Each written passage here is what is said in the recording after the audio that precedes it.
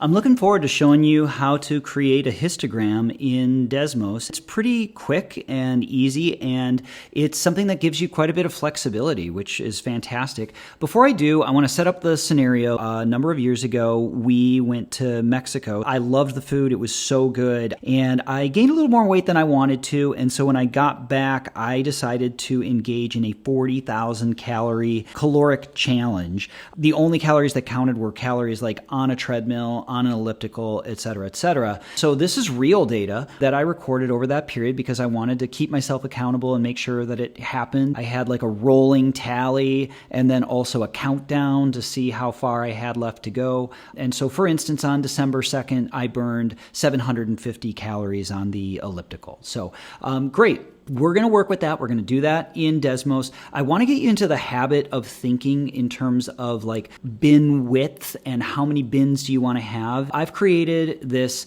max min range, number of observations, square root of observations, and bin width. So within max, all you do is you say equals max and then highlight the column of interest to you, which in our case is calories burned.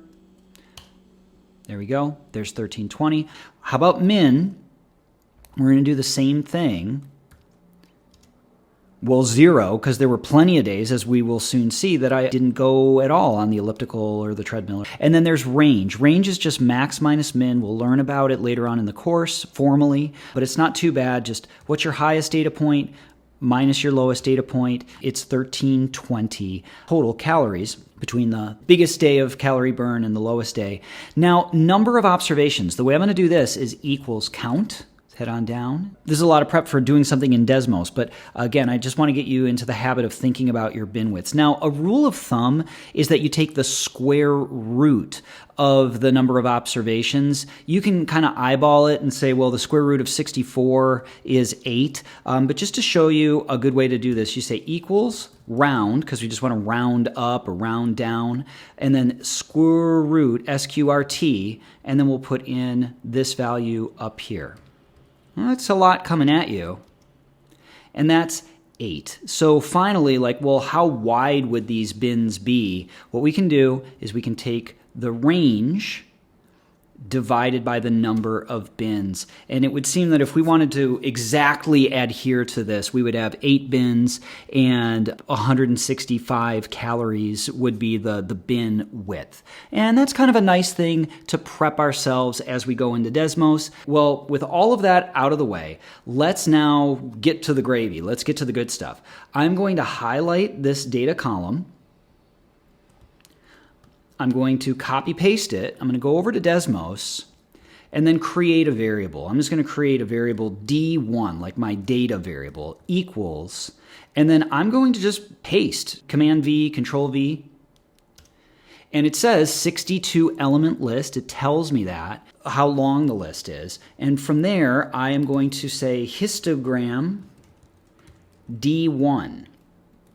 Now, the automatic bin width is set to 1, and that's not going to be particularly informative. So we'll kind of toggle around with this some, but I am going to start off with 150 because that was what was suggested my bin width be when I was running those calculations. Remember over here, 165, which seems a little bit strange. You don't always want to go with the exact bin width. So, okay, now what we're going to do is we're going to head over to Zoom Fit, and this gives me a histogram. And most days during that 2-month period where I was trying to burn a grand total of 40,000, I didn't do anything. And then you can see there's right at 1,200, there's another big spike because when I went to the gym, this was the single most common caloric burn that I did. I could go with relative density, but just for a moment, I'm going to show you. Right now we are centering, so it's like centered on 0. Some people like that. Another way to do this is left. And so it's from 0 up to 150, from 150 up to 300, from 300 up to 450, and so on and so forth. Very frequently, when you are dealing with bin widths of 1, you will be recommended to center, but if you're using something other than 1, go left. Other thing is that we can make these relative frequencies as opposed to frequencies. So right now we say, oh, well, there were approximately, like 24 days where I didn't do anything. But now, if I go to relative density, I have to zoom fit again, but it's saying almost 40% of the days I didn't go to the gym at all, and something closer to 35% of the days I burned a total of between 1,200 and 1,400 calories. You can put in labels if you wanted, so you could say caloric burn, and you could say relative frequency, as it were. That's kind of nice. The look changes. These are all things that are just good to know. But there's one other thing that I do want to show you that's cool you can do with histograms in Desmos in particular, is you can vary. Maybe I want to try out 100, or maybe I want to try out, what if it was 25, right? Something like that. Well, what you can do is you can create a variable like C1 and then add a slider. And with that slider, you can say, well, I'm thinking about intervals or bin widths anywhere from 25 at the very low end to 200 at the very high end. And so if I go in, I can put in 25 up to 200 and in steps of 25.